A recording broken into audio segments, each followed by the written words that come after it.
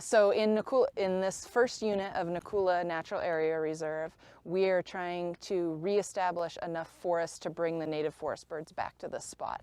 So as the declining native forest bird populations on the windward side of the island are already being managed in every way that we can. They've already been protected, the fences are up, the ungulates are out, and the things that we can't manage are disease, at the moment, are disease and predation from non-native mammals. Until we have landscape level tools to tackle those, the only thing we can do to save our native forest birds on the windward side is to bring them to new areas.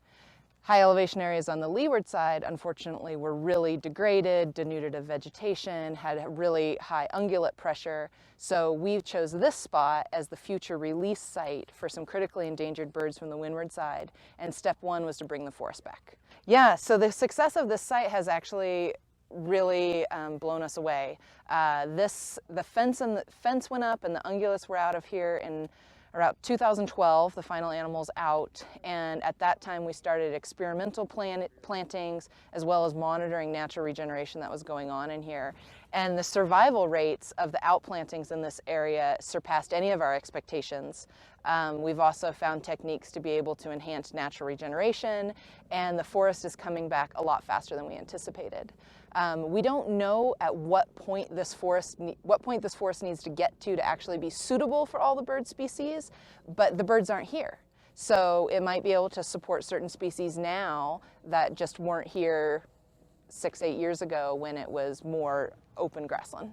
So with our experimental reforestation project to begin with, we really focused on both canopy species and then understory species that kiwikiu or Maui parrotbill really key in on.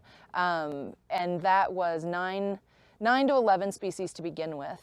Since then, we've had some help from some more species-specific nurseries, and we've brought back 19 species in this area thus far. Yeah, I feel like with forest restoration and landscape, management and conservation, it's so all intertwined. It's like, yes, we need to bring the forest back because we need to stabilize the soil, we need to bring the water back, we need to be collecting things from all these clouds that sit here every single day. But then also, just because our project is focused on doing conservation translocations and preventing extinction, our core motivation is obviously to bring the birds back. So